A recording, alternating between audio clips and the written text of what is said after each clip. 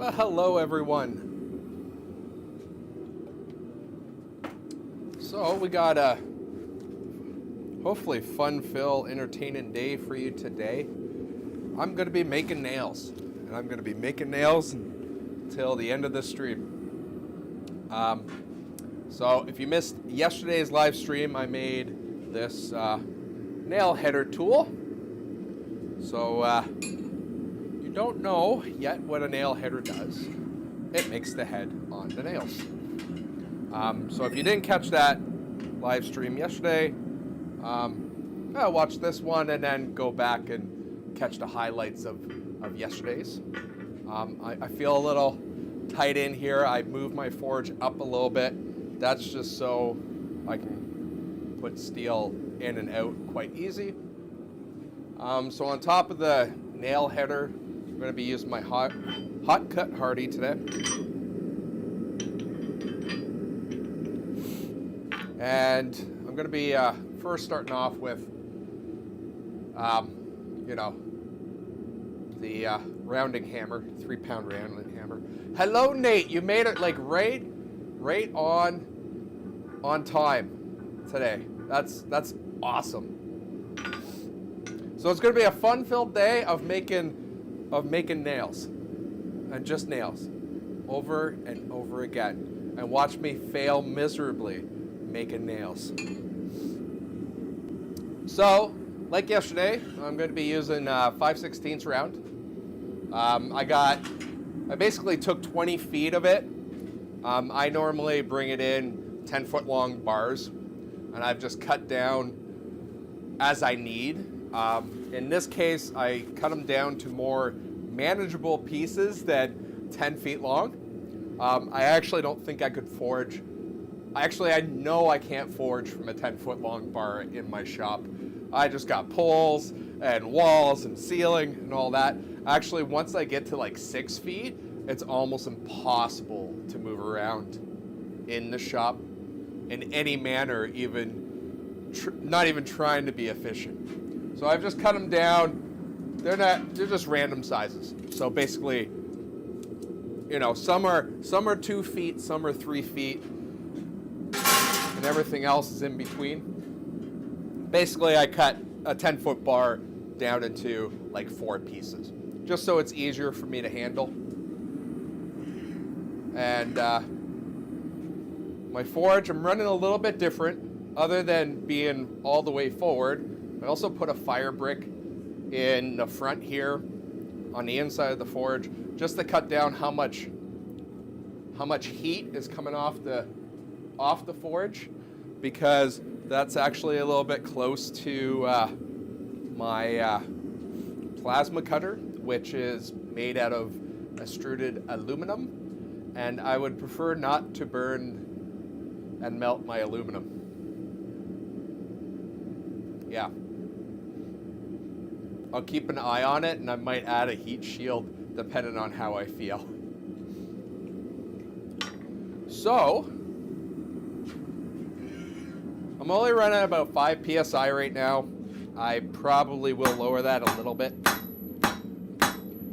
So with the nails, you're going to just start off doing a taper, 2 square. And for the first couple of them that I'm going to do, I still have to figure out how much material I need to leave on top for the head. So as I muck around with that, I am actually going to do 2 heats on these. So the one heat is going to be tapering and almost shearing it off. I'm not going to go all the way. I'm going to go really close to being near the end. So just like that. I'm going to reheat this up.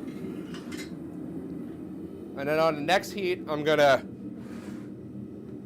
jam that into my nail header and break it off, and hopefully, it'll work out.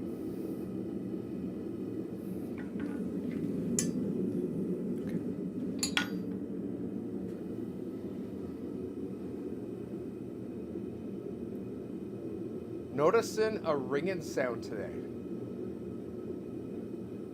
It might be.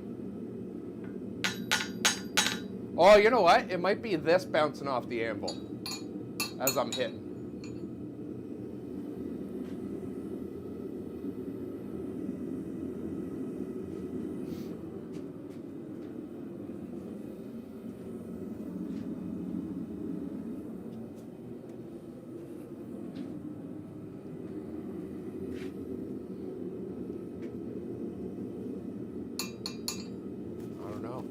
I don't know what I could do about that.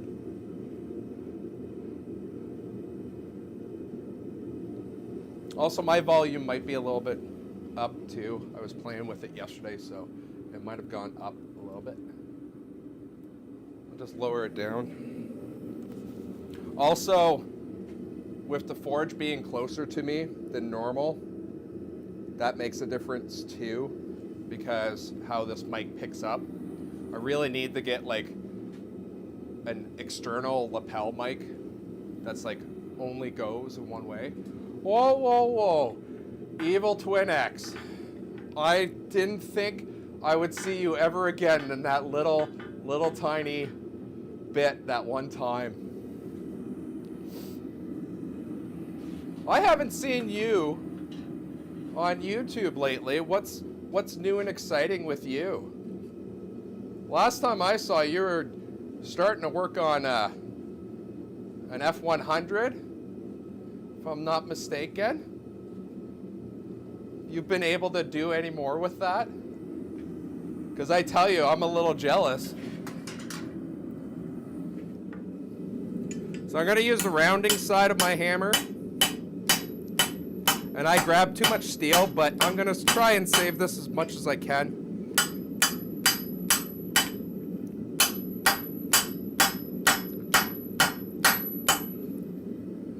And it did go off.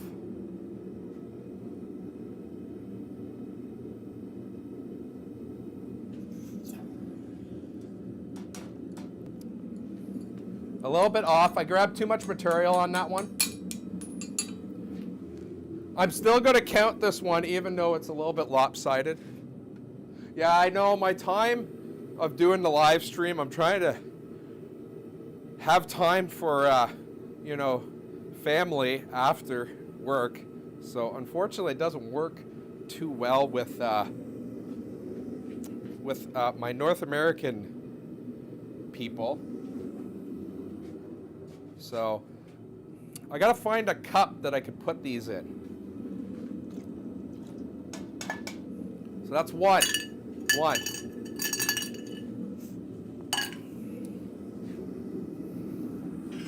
So that one was a little bit too much steel for the head. So this one I'm going to cut a little bit shorter.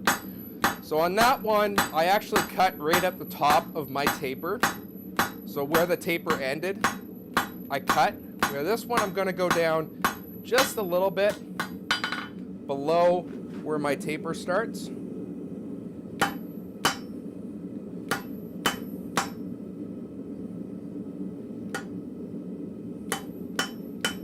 I'm going to cut it off almost the whole way, and I'm going to do the same thing I did last time where I'm going to heat this up again and do the head. See if that makes it a little bit easier.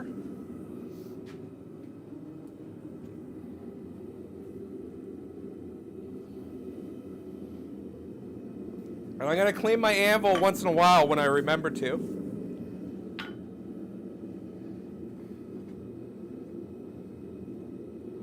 No, these guys I'm just gonna go by feel and eyeball it.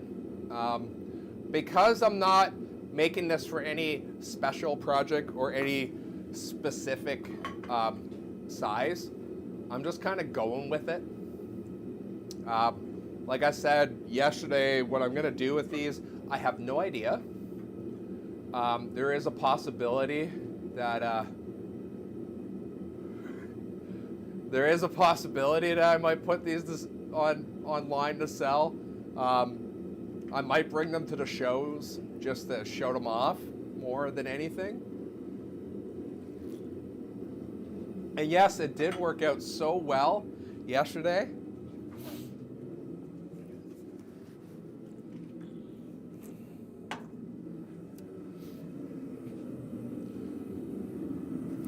And because, so really this is a weird one, because this is not like I'm doing this for, you know, stock or, you know, something I need in the shop already or whatever. This is just more for practice more than anything. As I'm getting more into doing my tongs, I am noticing that I've been lacking a little bit on my consistency with rivets. This is something I've known for a while, but this is actually going to help with me flattening out heads and getting a little bit better at that.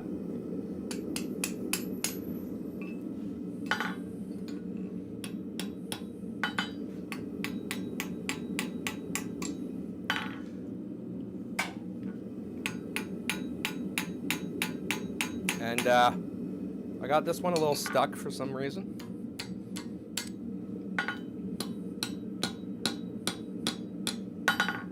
Which is never good.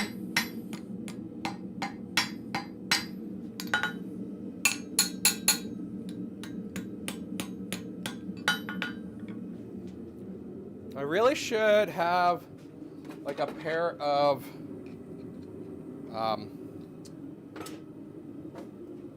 pliers or something like that, like side cutters or something, to try and get underneath these and pull them out.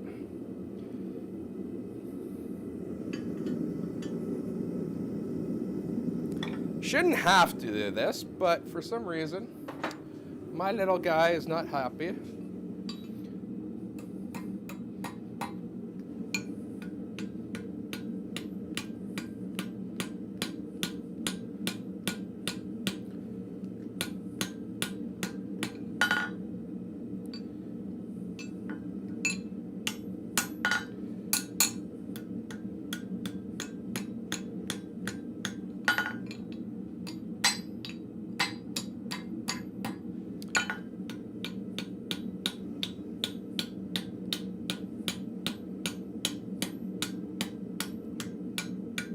Now I'm hoping that as this header gets worked in a little bit more, that it will get less and less sticky. But we'll see if my theory works. So I'm just going to clean this up a little bit, because I did kind of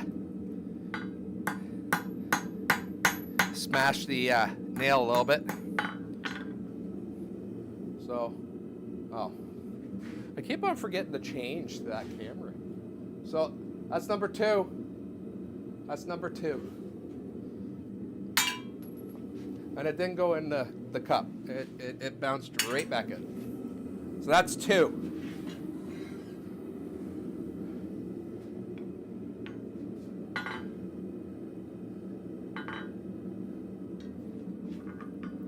Yeah. You just need more practice. Like what I'm doing.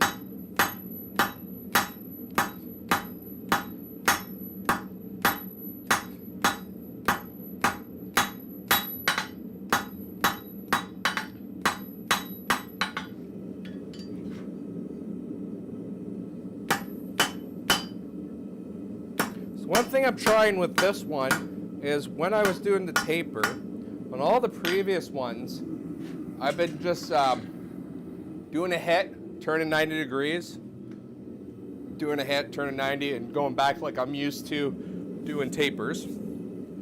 This one, I actually tried every hit moving 90, but keeping going the same direction and not going only on 2 sides, and see if that helps.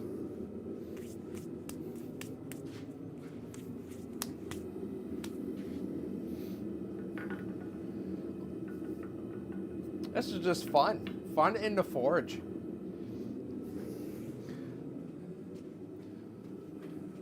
So I got 2 done, and it's been 15 minutes roughly. So those are great numbers. Now I know I have seen footage of a guy, it was an old video, a guy was able to go from pulling the steel out, tapering, cutting, and making the head in like 15 seconds. A nail. I know in the old days it was very common for someone that made nails to be expected to do one a minute. So I got a little work to do.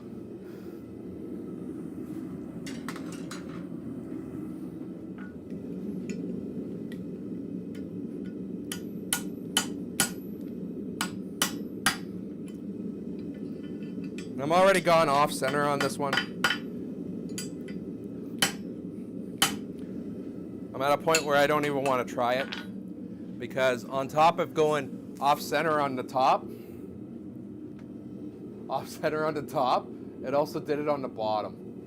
And that was, when I was hitting it, I kind of jammed it against my hole. So I'm going to call that a loss, and we'll just go right back into another one.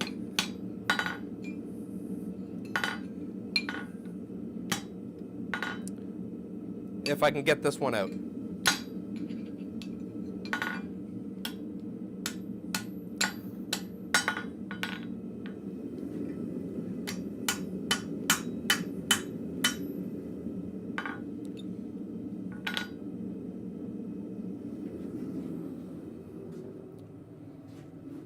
I know I have a pair of pliers around here somewhere.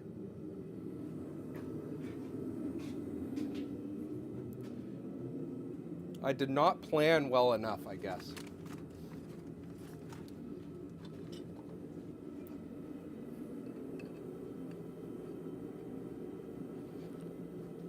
I was really hoping that I would just come in here and they'll just get pounded out and fly out, no problem.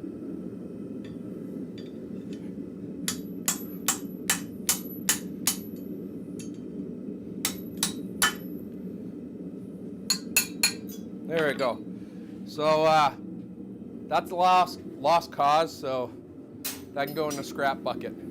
We'll go straight in for another one. No rest.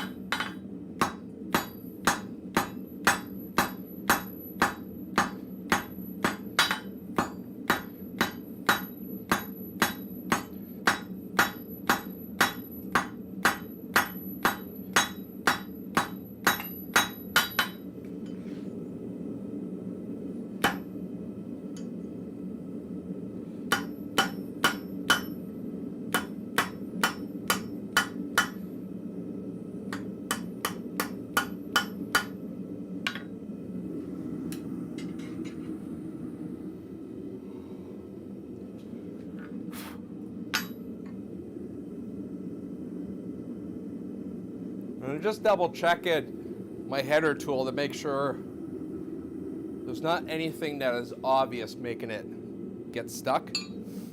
As in possibly having a burr that went from the top and slid down or something like that. I don't see anything. So we'll just keep going. Keep going. I could try using some of my punch lube on it in a little bit. My punch lube is just beeswax and graphite, so it's a little solid right now. And I grabbed too much material on this one again. We'll make it work though. I did fold over the head on this one, but it might be okay for a stubby.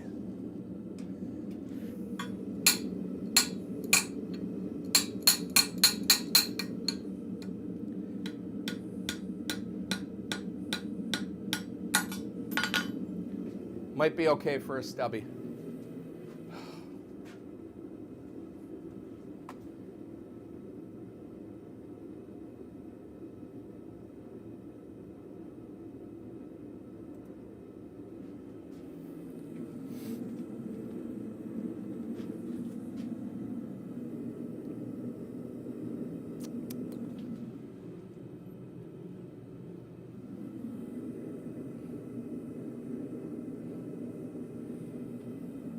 that the one I just made? I guess so.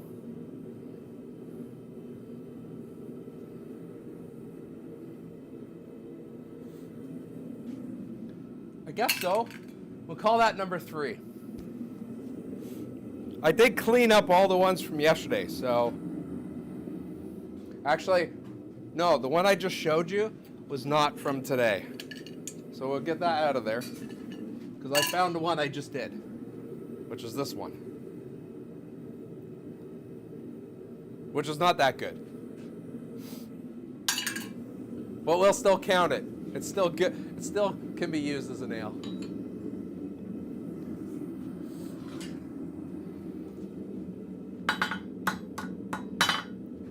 I almost forgot what stage I was at. I didn't lose that, did I? No, okay. So I got distracted on Twitch. We had a nice little spam thing. You know, let's come over here and see whatever. You get more views by clicking here. Something garbage. Maybe I don't want your views.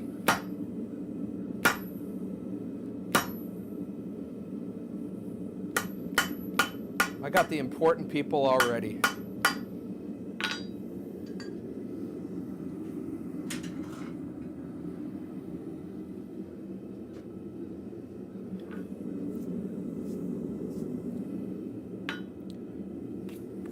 Okay, so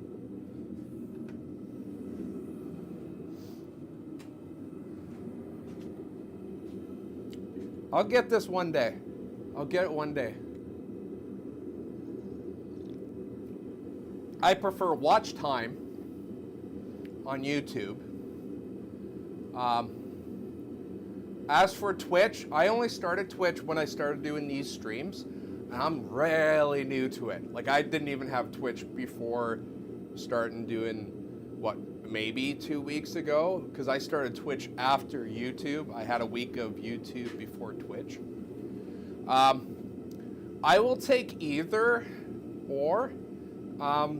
Really what it comes down to is I want people to watch my videos and enjoy them.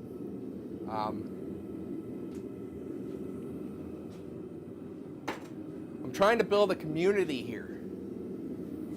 The community of people that want to forge and learn and make really cool things.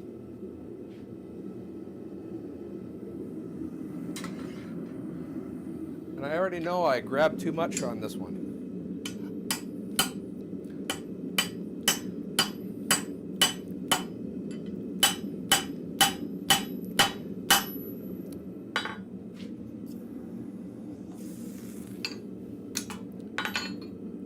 So we'll just keep that there. Just keep that there. So I'm at 3 right now.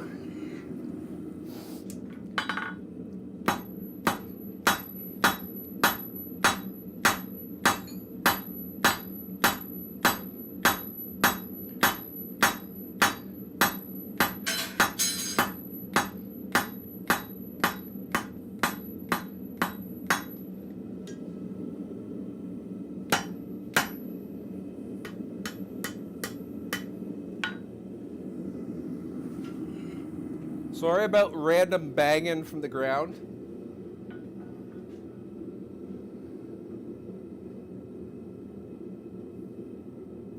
Yeah, it is kind of funny how just too much steel can make a complete mess. And one thing I've learned over the years the hard way is that sometimes steel does not move how you think it should. And that's one of the joys of practicing and learning and stuff like that, is that you get more familiar with how it will go. So, like, stuff I can do now, I would not be able to do as smoothly as I am like 7 years ago.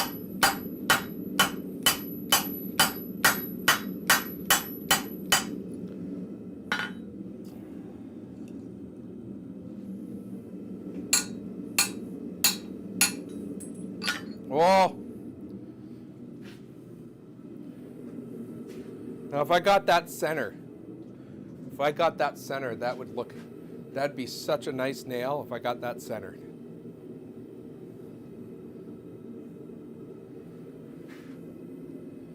But I'm going to count it. It doesn't need a little straightening. We'll just do a little straightening here. That's okay. So that is now 4.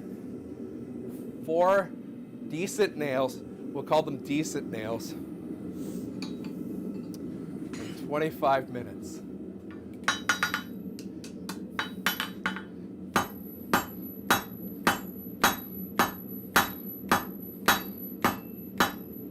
And funny enough, when you get into working with really fine steel, like as in thinness wise, like really thin stuff, that's when weird things happen.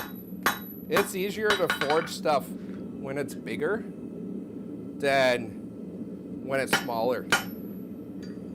And that's just, you can easily move too much steel too quick, and it's yeah.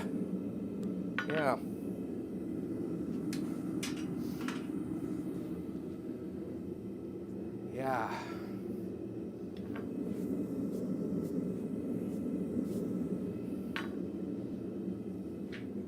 And I've had it where just a little tiny piece of metal, just like on a shoulder or something like that, that's just so small, and it gets pushed into that shoulder, and you don't notice it right away until it's too late and it cracks the whole thing. I had that with a ball peen hammer. I was making basically a persuader.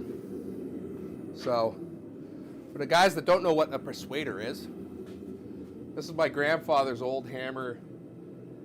It's like a 3-pound ball peen. Well, I make replicas of this. I did a video of it a couple of years ago. And the first one I tried of it, I got most of the way through the forging, and then a big crack showed up right underneath my fuller spot for the ball peen.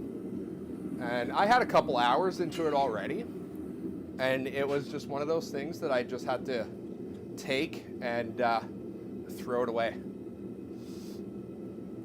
Because there was no, it went too far that I couldn't save it. So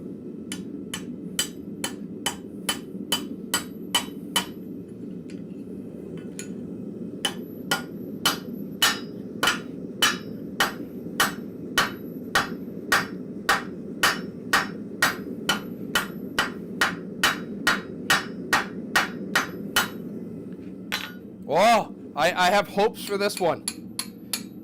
I have high hopes for this one.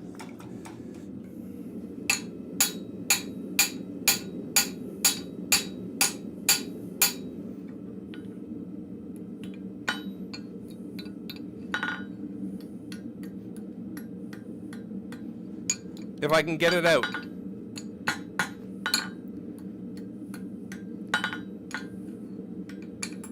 Oh. Oh yeah.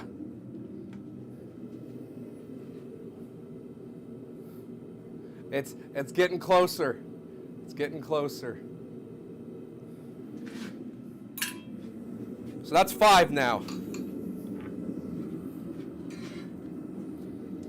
I guess maybe I didn't need 20 feet worth of steel today.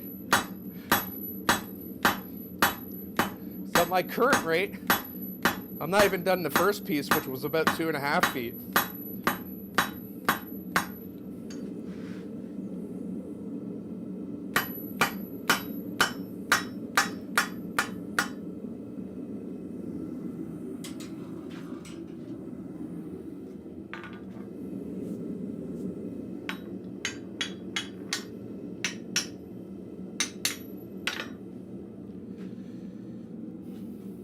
We'll put that one in the scrap bin. There we go. So what are we gonna do tomorrow? What are we gonna do tomorrow? I have some ideas. I don't know how good they are, but I got some ideas.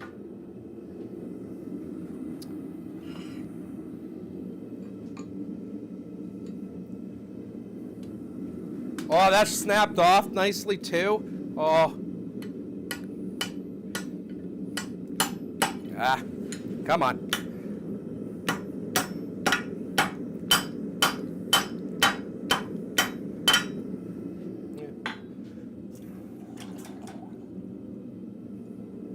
This one, the head got a little off center again.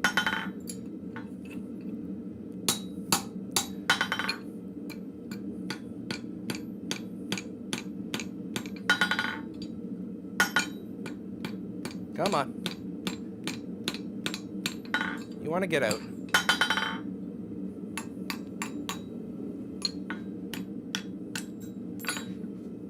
A little off center. Actually, too much material too. A complete suit of medieval armor.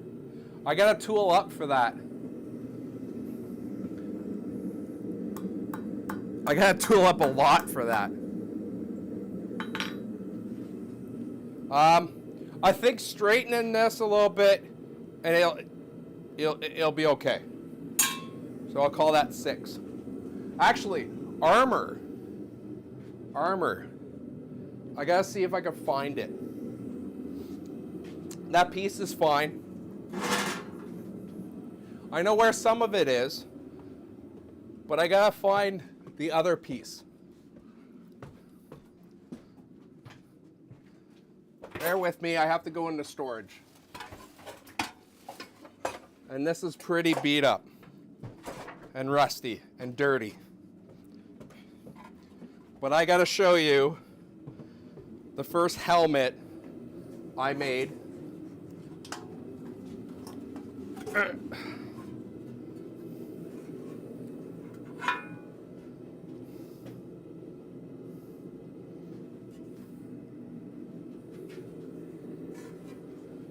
With a matching face guard thing, you know.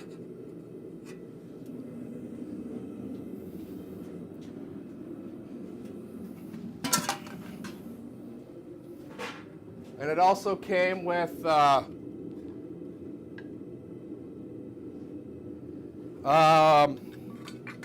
front gauntlets, or not gauntlets, front armbands.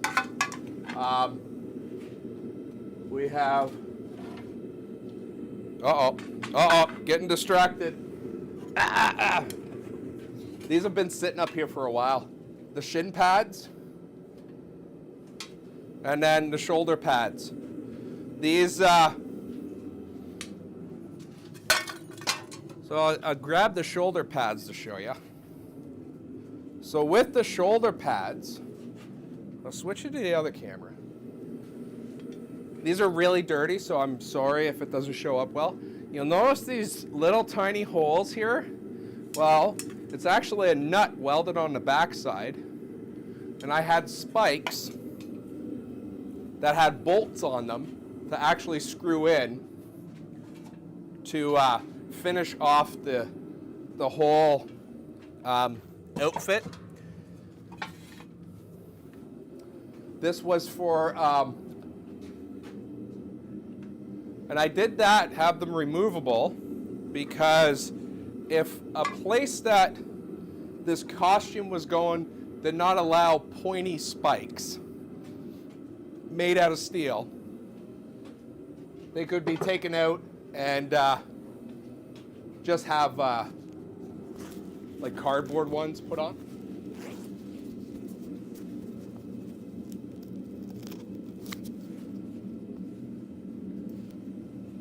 The railing up there, oh, I can't show you that.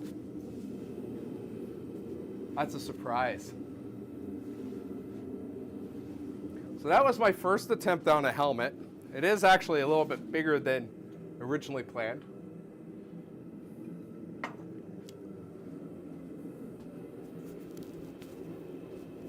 trying to think of what railing you're talking about, because I don't have... Now I got sawdust all over my anvil. Anyways. Okay, I heated that bar up way too much. So spring fullers, okay. But that's on Tuesdays. We do tools on Tuesdays.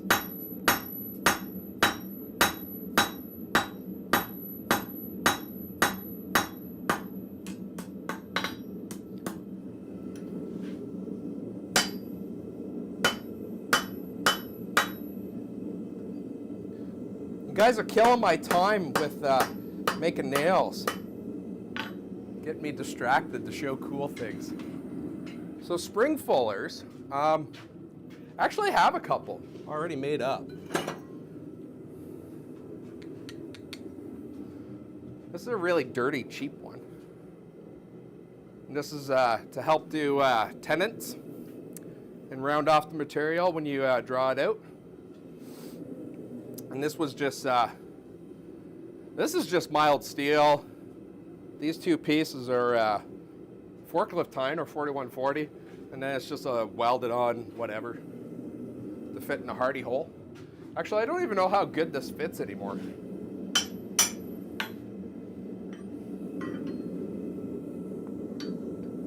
Well, I guess it does. The other spring fuller I made way back in the day, because that's technically not a fuller, was just mild steel welded onto a shank that went into the hardy hole. And I stopped using it because it was just mild steel, and after hitting it a couple times, it completely got whacked out of shape.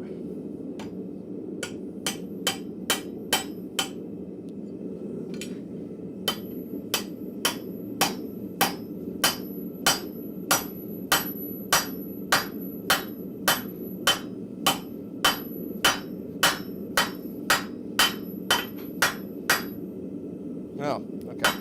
That'd be why.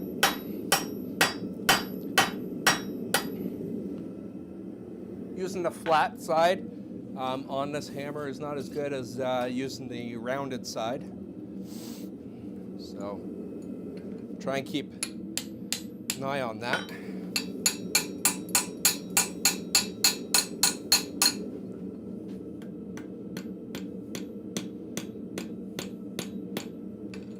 I really wish I knew why it was sticking so much.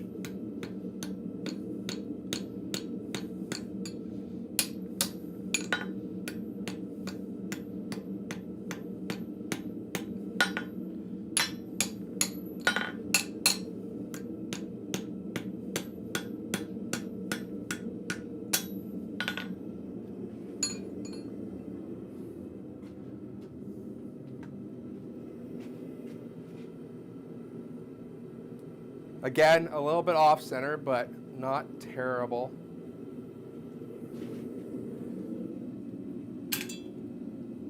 So that's 7 now. That's 7.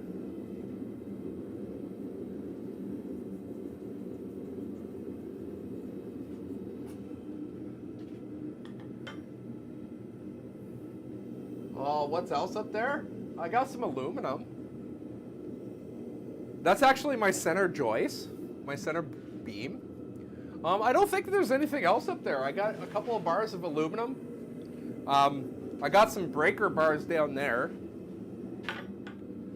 Got some breaker bars down there. That's where I keep them, so I know where they are. But other than that, I don't have anything else up there.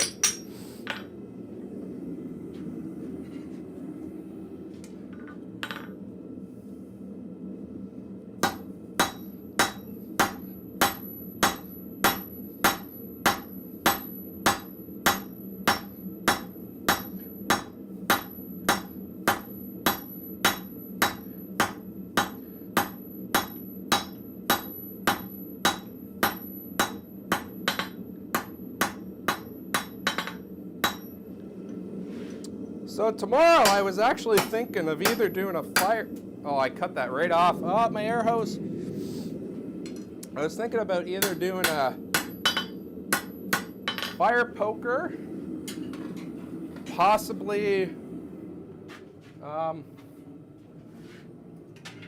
possibly some tent pegs.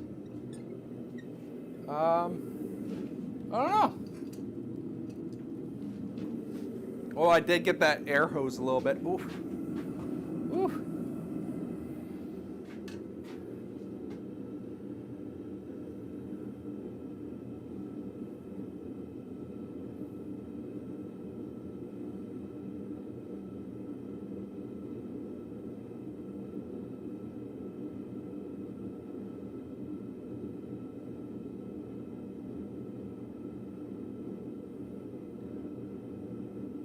Bottom part is I'm going back in chat, I kind of skipped over some of them. So the bottom part is the nail header and the top is a dome space for the nail heads. Okay. I don't know if that would actually, wouldn't that just be a setting tool for rivets? Like, oh, I don't know if I'm gonna find it. So like the punch I made. Is this it? No. I really gotta like organize a little better around here.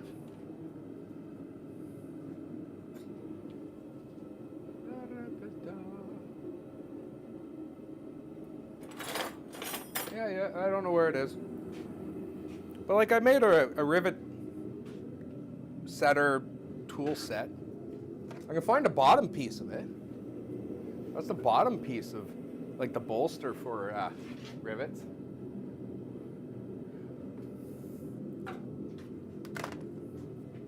Yeah. Okay, let's finish this one nail off, and we'll get into another one.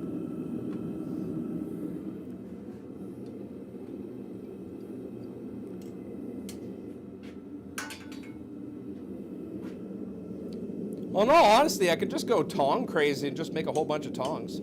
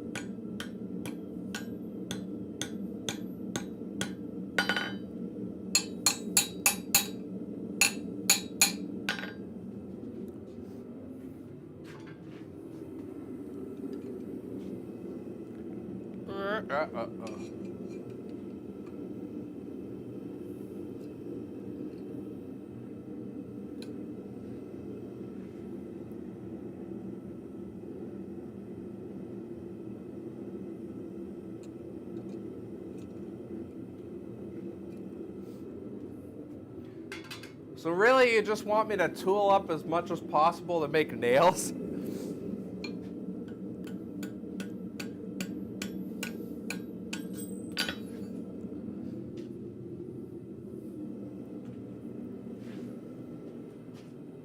The head's a little bit messed up. There's a lot messed up. I'm not going to count that one. I'm not going to count that one. That's not good.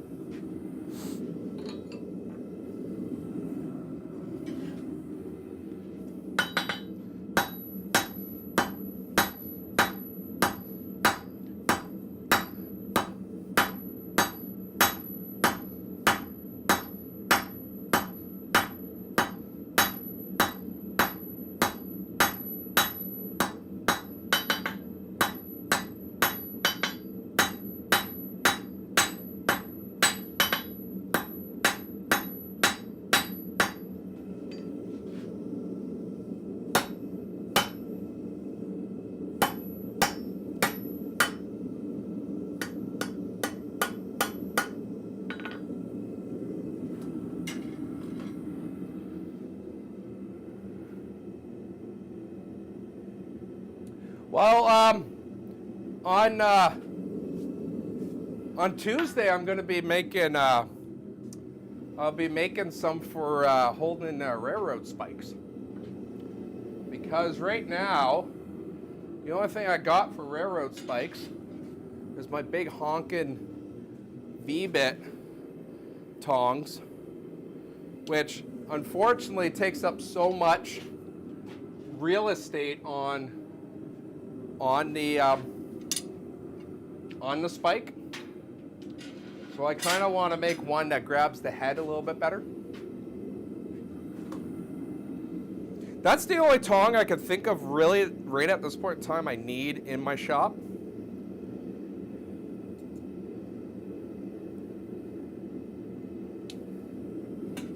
And I would argue that I probably don't even need that, but it's the only one that I could think off the top of my head I actually need right now.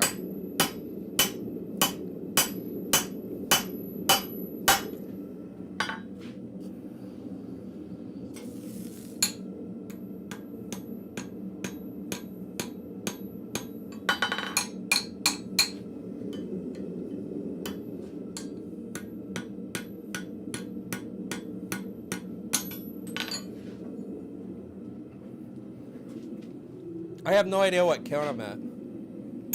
Call that 9? We'll call that 9. How's that?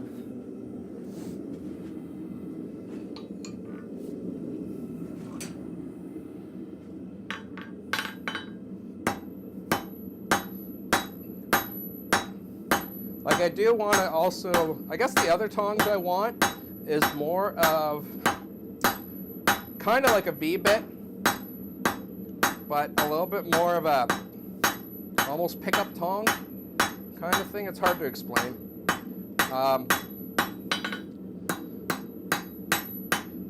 Wouldn't mind something to be able to hold like axe blades a little better.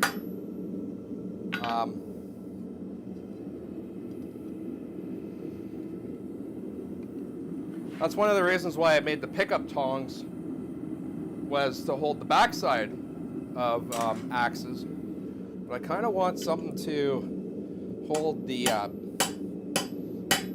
guess the bit or the blade of axes while I'm forging them. So right now my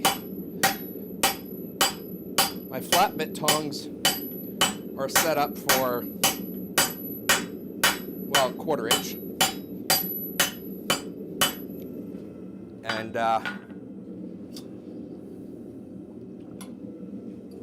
doesn't really do a good job at holding the blade. So I might want to make a little bit wider one, or one that can hold a little bit wider material.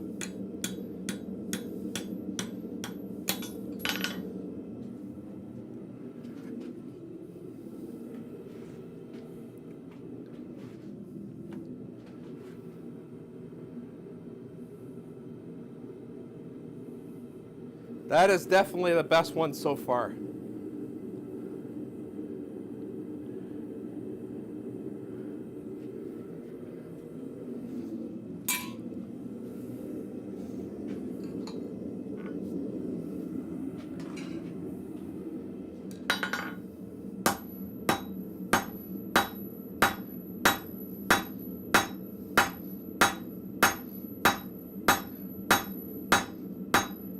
And there is plans in the future that I will be doing more project builds. What I mean by project builds is that it's going to be a multi-day process. Because I have some ideas with axes and hammers and stuff like that that might not necessarily fit into a one-day show. So like, I might do maybe some nice Damascus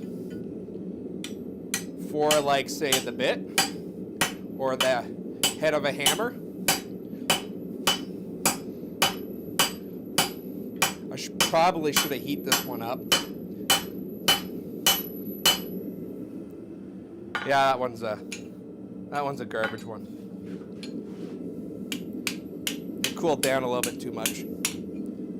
That one's garbage. The perfect pile. Is it really a pile when it's just one?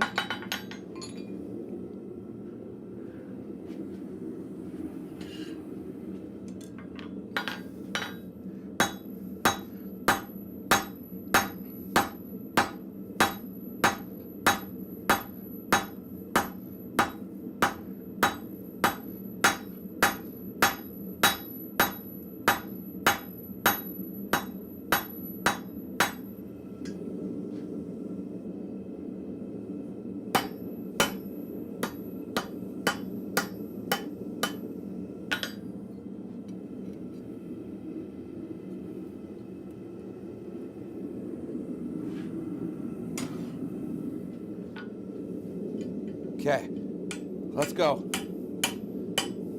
Nope, don't go sideways. Come on. You're better than that.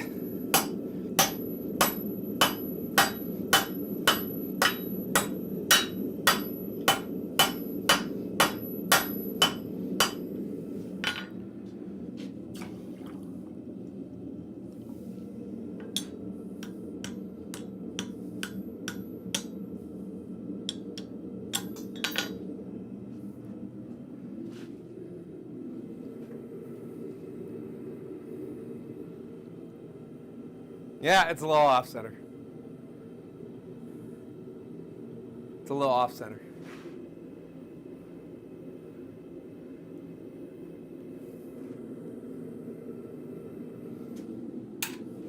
It's still good enough. Might be a little off center, but it's still good enough.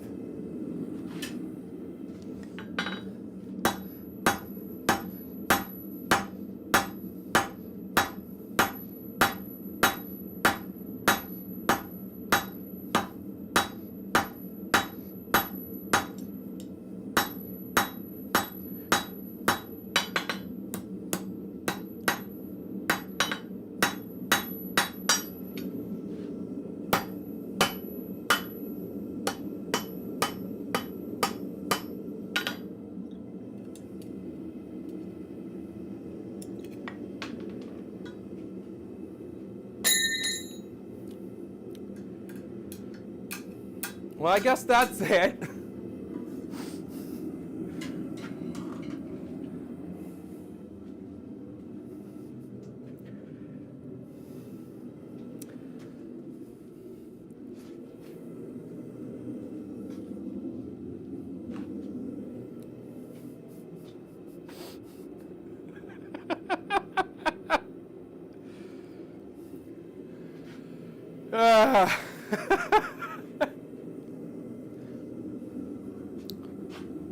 So my header tool broke. So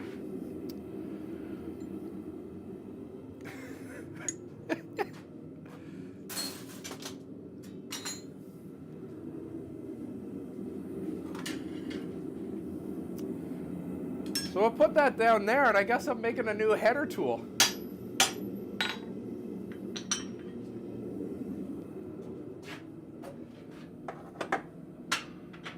Okay, what can I make it out of?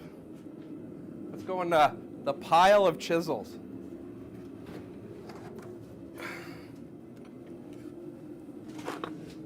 Oop.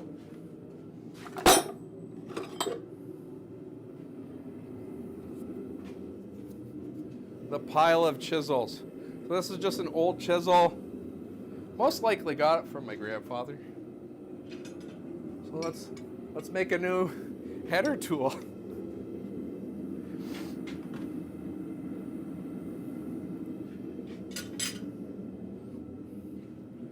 So I got, how many is that? 10 nails out of that header tool.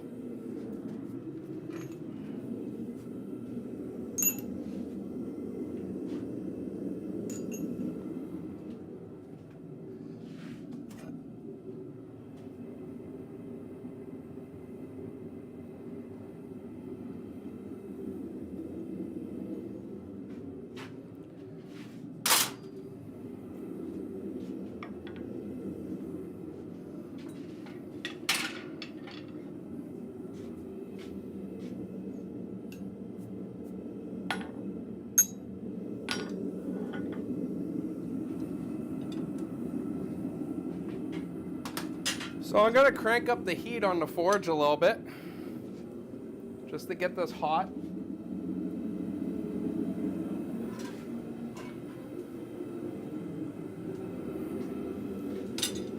So that was not expected.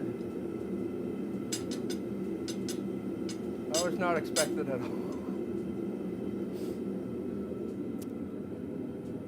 I'm wondering when I quenched it yesterday, if I might have had a little bit too much heat in that shoulder when I did do that. Because that is quite a clean break.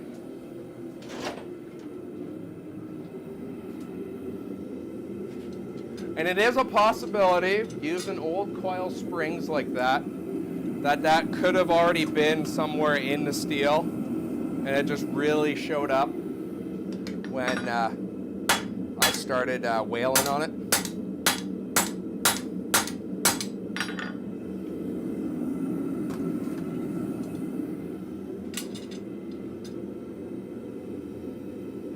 No, it did not like being hit.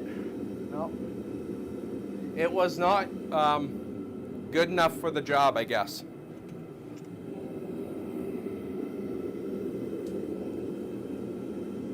Yeah. So let's make a new header tool.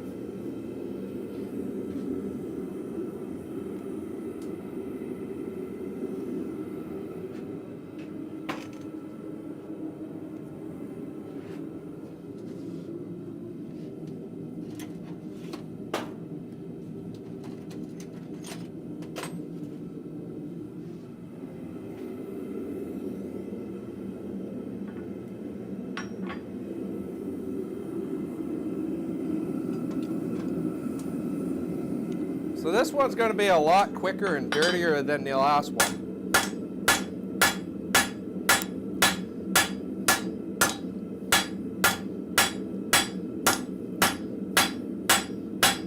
So basically all I'm doing is flattening out a section of it back here to kind of match the majority of the chisel front and back. The front and the back. Oh, the chisel part.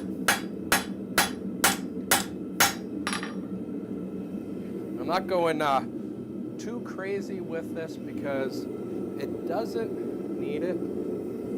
So I'm just thinning it out a little bit.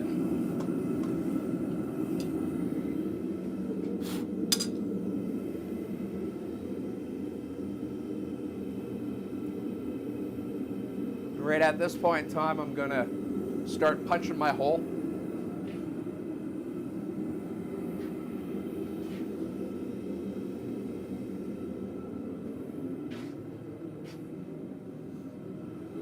Now, in all honesty, with the other header tool that I broke, I could just weld the stick onto that and use it that way. That is, you know, a possibility.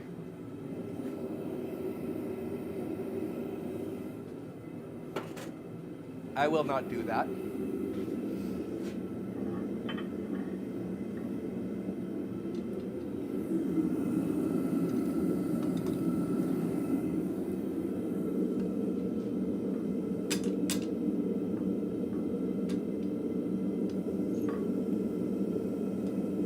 Okay, that won't work that way.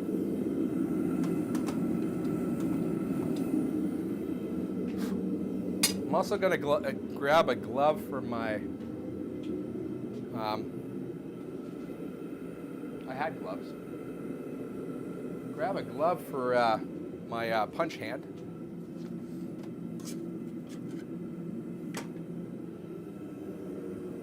Because I know it's going to be hot.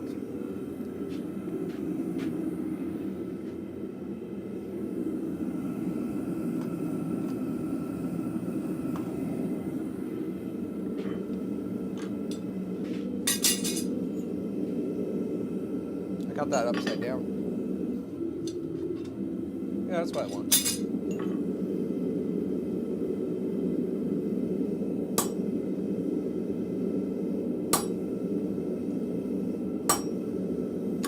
Like yesterday, every so often cool the punch.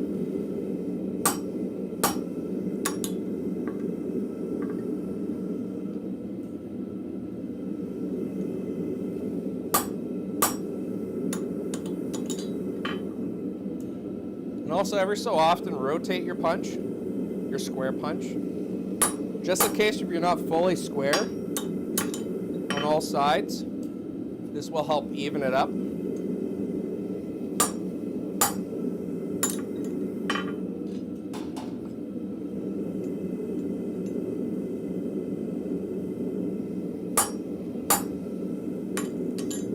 We got another heat on that. My square is a little bit off, but it won't make an overall difference when doing the nail.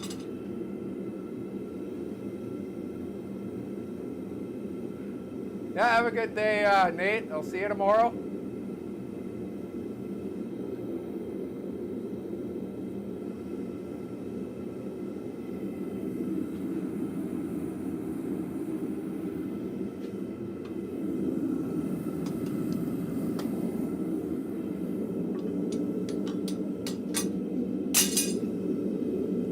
I guess now it allows me to show you guys that you don't need coil spring from a truck to make this. You can just use an old chisel,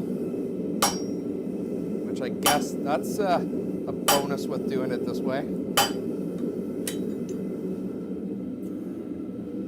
Like yesterday, I'm going to punch the hole all the way through from one side and one side only, because I only want the hole to be tapered one way.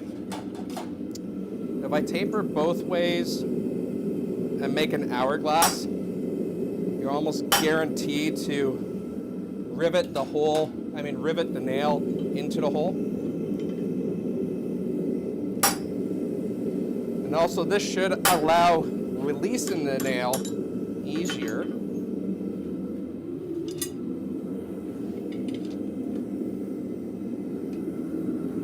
And it will also help with making a little bit more crisper shoulder on the nail.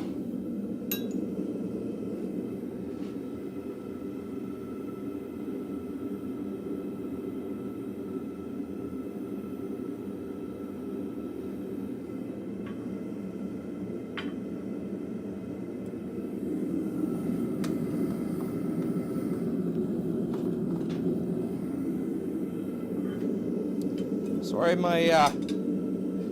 some of my refractory is starting to show its age in the bottom of my forge. I just actually had a piece stuck to this chisel.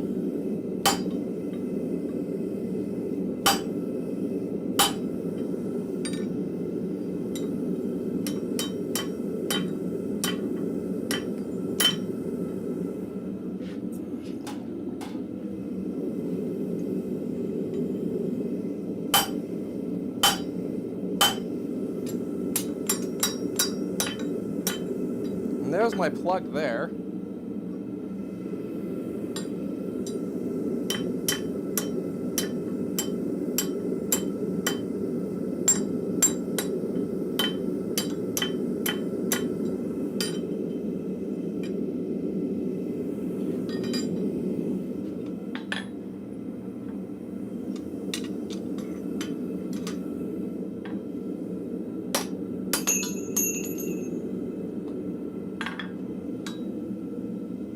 I want to drift that just a little bit more.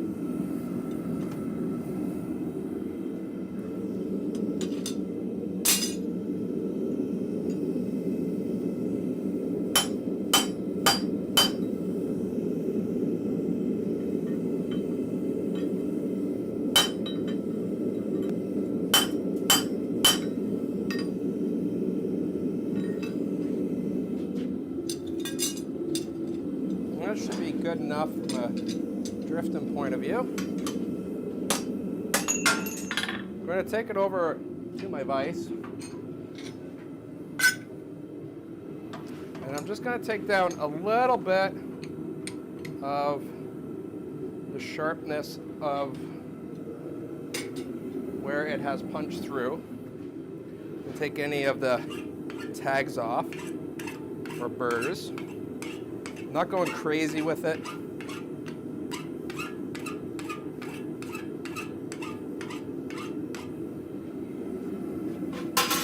Just needs a little bit.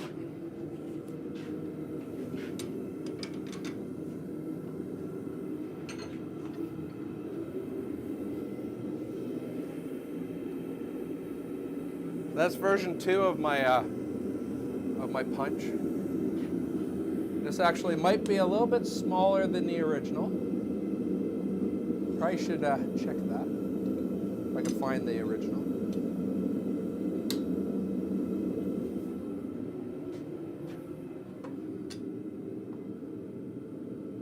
Yep, it's a wee bit smaller than the original, so I'm going to actually just drip that a little bit more.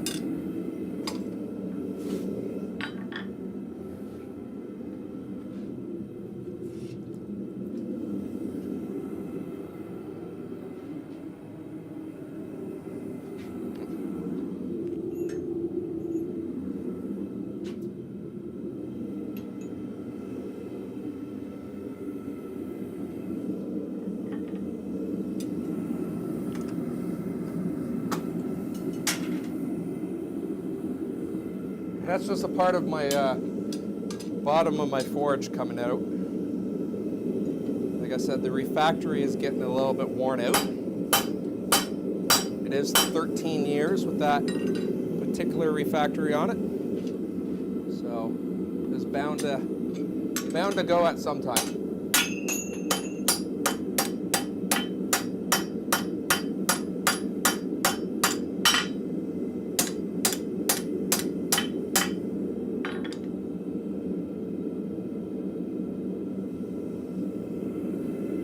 Okay,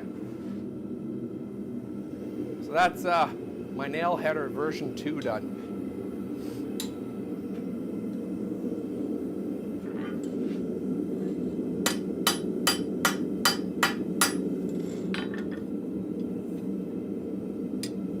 Now, unfortunately, with this being spring steel, I kind of just have to let that air cool. I can't quench it. So this is a piece of what fell out of my forge. It's a piece of the bottom. The bottom of my forge is cast, and this is just years of scale and maybe some flux build up on the bottom.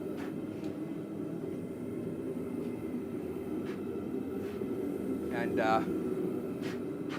just running it as hot as I am right now, because right now we are actually at forge welding temperature if I wanted to.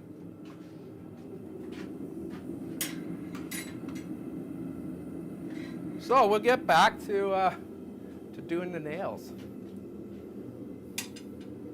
which could be fun.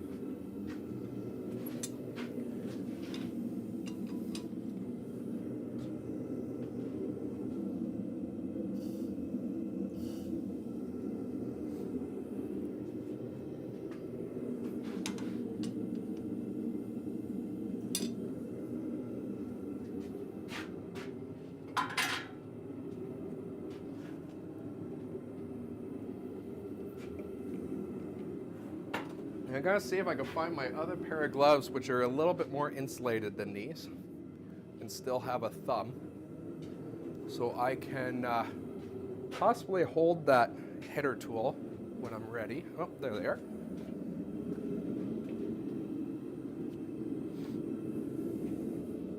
Again, I don't like wearing gloves on my hammer hand, but I have no problem wearing it on my tong hand, which happens to be my left hand.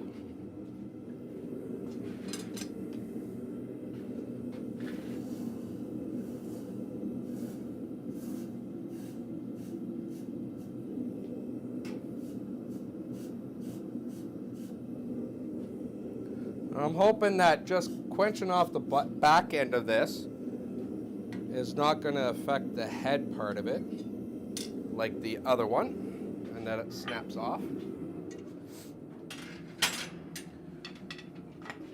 So we'll bring out the rounded hammer again. We'll bring out the hot cut, and we'll see how the new version of this header tool works. And of course, now that I have a new header tool, I'm going to have to try and figure out what steel I need to grab after doing my taper.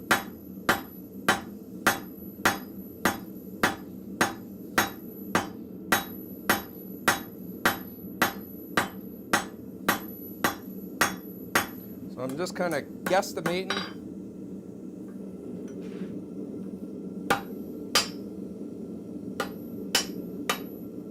I'm going to heat that up so I can get a nice heat with trying to forge the head.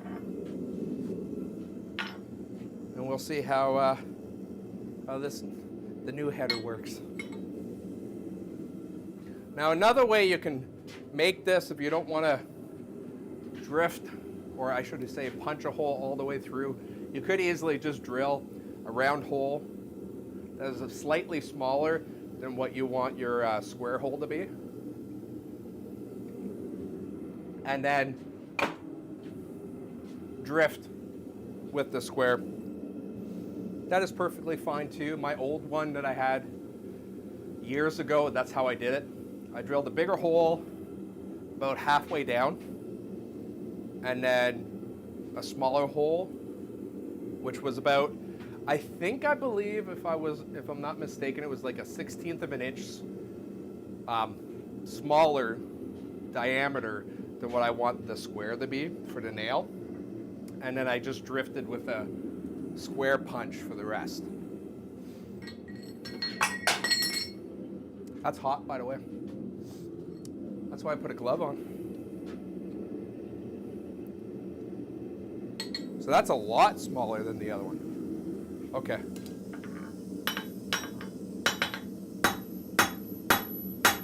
We'll taper more.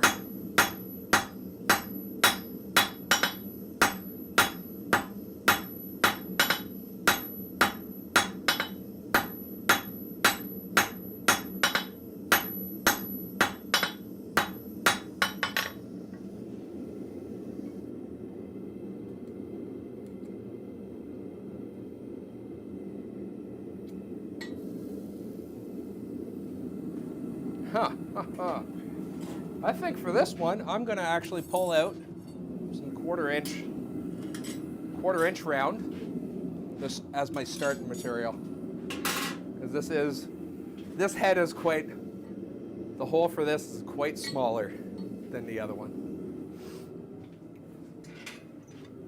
And I'm just going to quench that handle part of this a little bit more. Some of the heat from up top came back down. Not enough to burn my hand, but it was definitely not a comfortable feeling.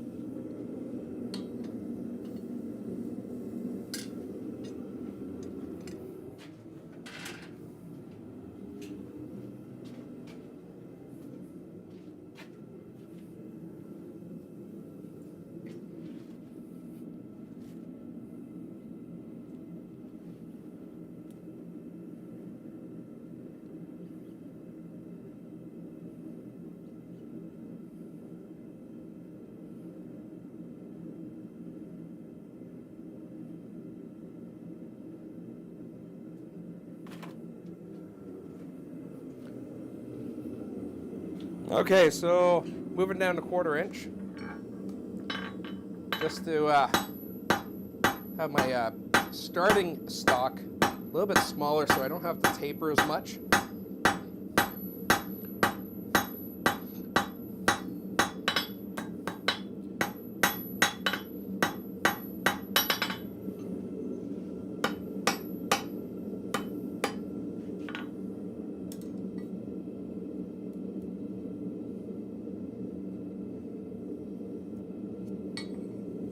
Wow, that hole is really small.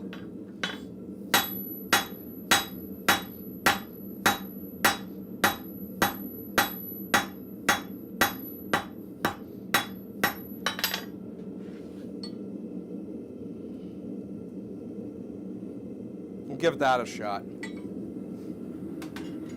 Give that a shot.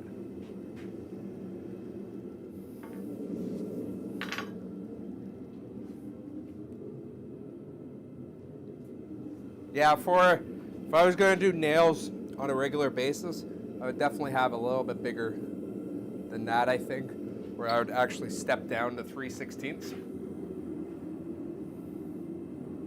as a starting material.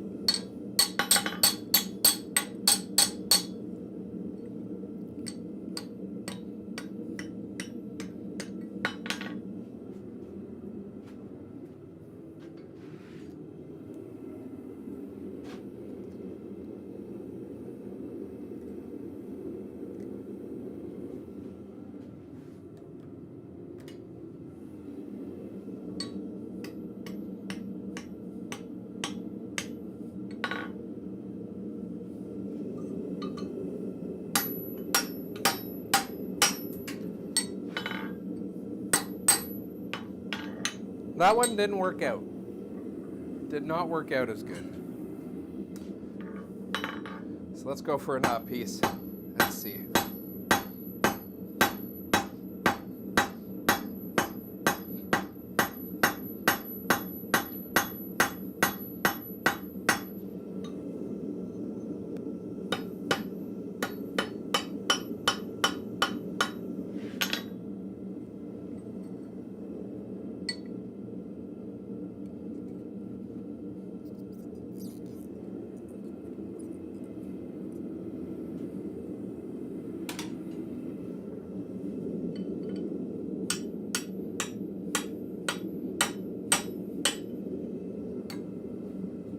Nope.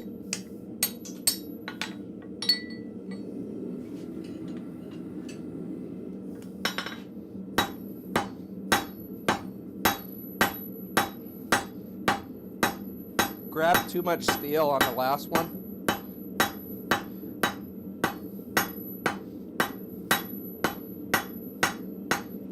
Give this a shot.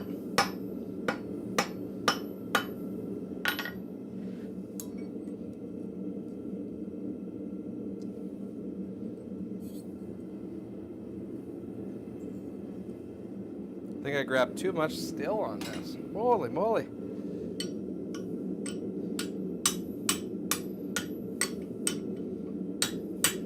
Yep.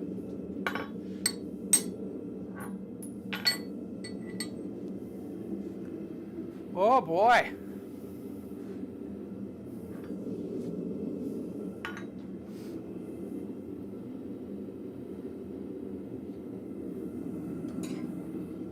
So I'm going to need to thin this out quite a bit, actually.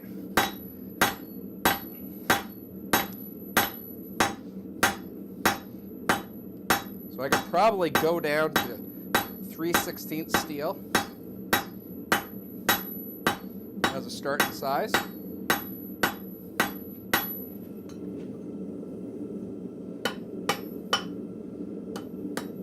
With this particular hole. And this I actually probably will change over to a bigger hole at a later time.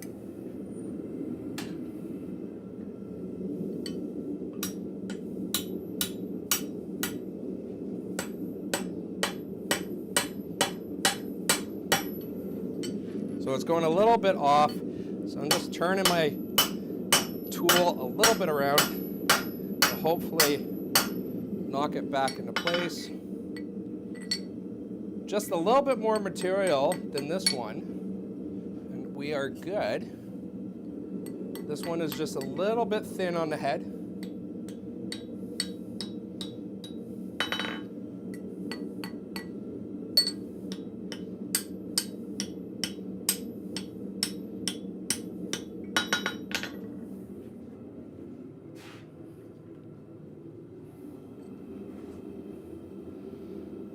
And of course it got stuck.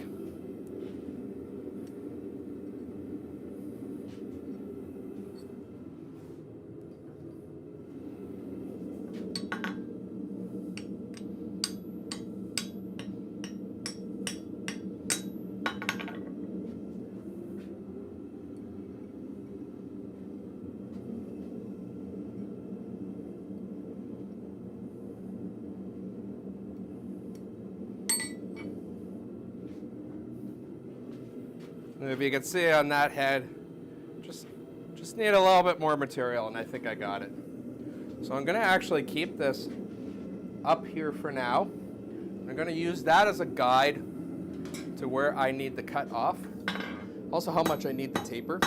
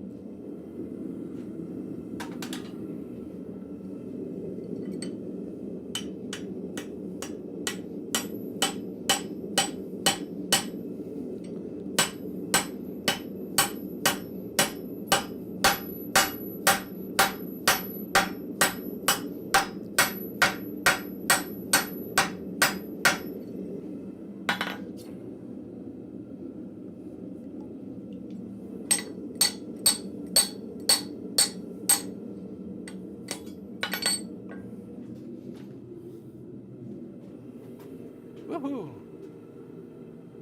So other than being off center, it's not terrible. It's not terrible. I'll throw it in the cup. Where are we at time? Okay. Let's see if I'll get one more done. And then I'll have to call it a day, unfortunately.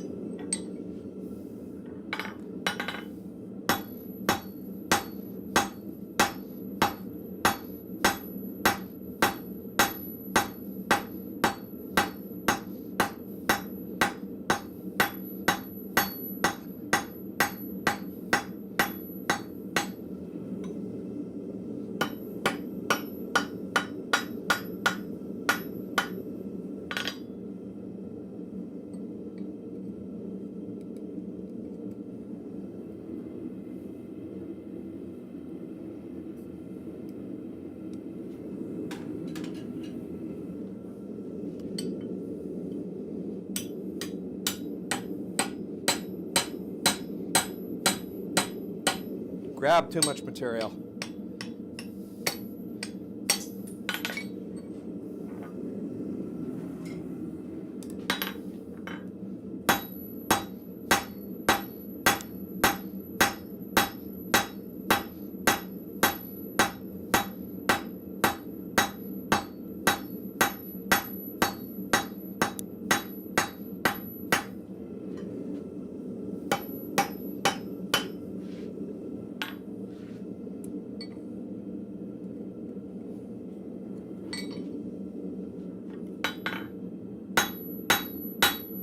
Grab too much material, but I think if I taper this down a little bit, I'll be okay. So I'll get another heat on that to finish it off.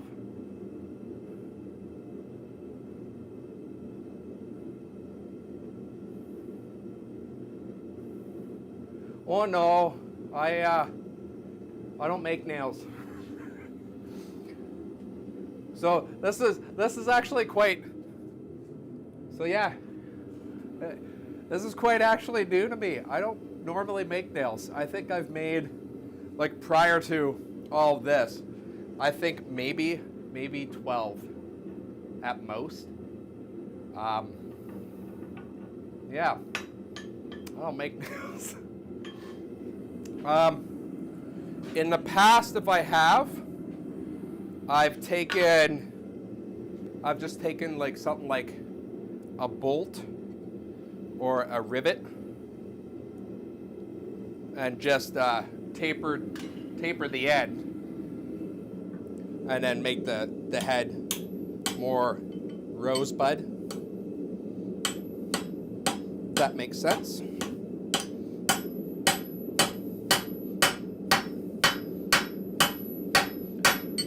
That was a little bit too much steel. A little too much steel.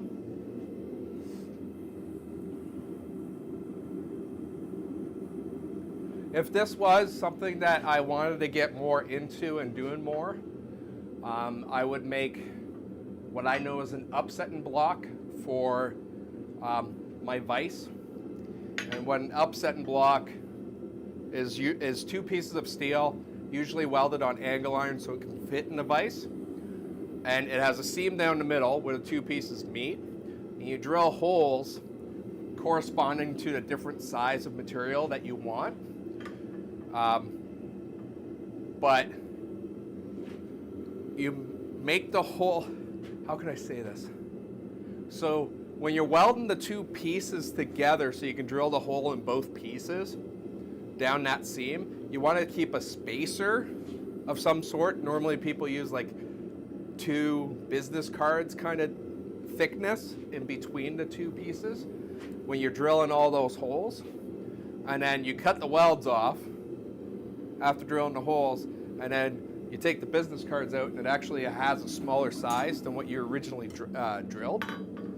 And that holds the material in your vise to upset it a lot easier.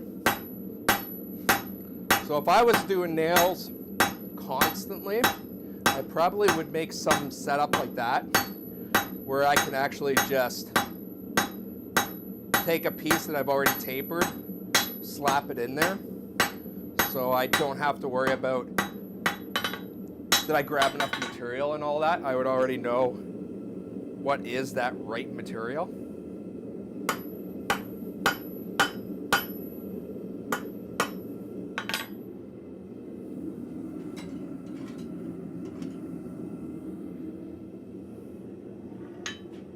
It's really hard for me to justify making nails as a business because there's still an American company that makes, want to call it the clip nails or the cut nails, where they take a big flat bar of steel and they cut triangles out of it, and then they just flatten the head.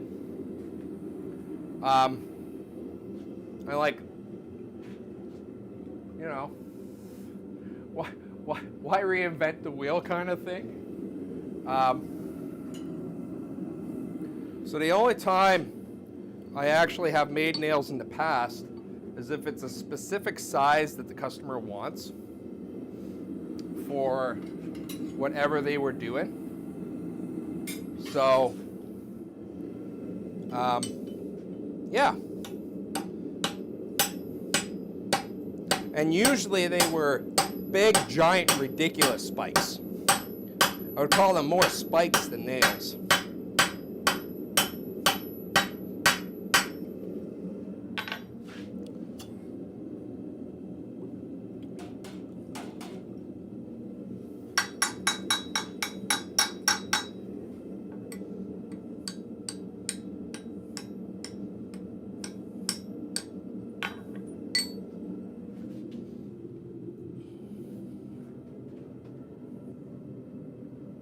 So I think that's not a bad. I can just straighten out the tip a little bit.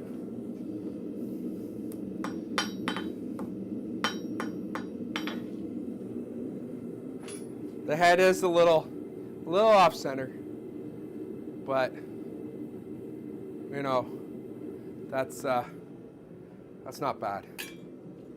So I don't know how many I got done. I think it's basically 12. I think it's 12. Yeah, there you go.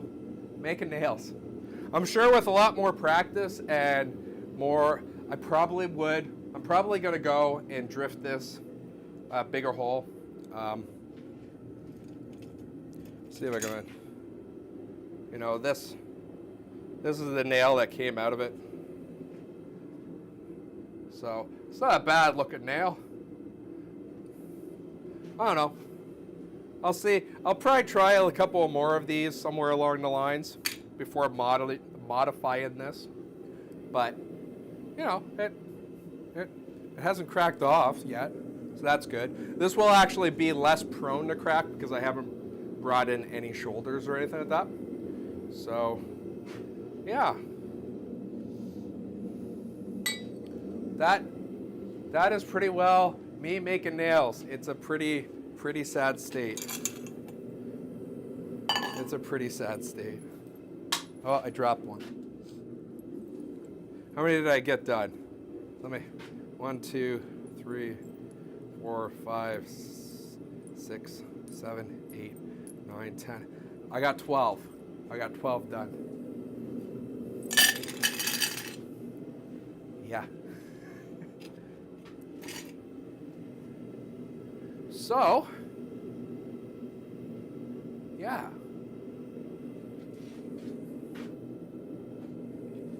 So obviously I need a lot more practice because I made more awful nails than actually have decent ones. So yes, a lot of practice. More needs to happen. Like I said, I probably will drift this a little bit bigger than what it currently is. It is a little bit on the small size for me. Not much though. But overall, that was a quick and dirty nail header that I wasn't expecting to make today. So anyways, that is going to be the show today because I have to go and let my dog out. So I want to thank everyone for coming and yeah, thanks guys.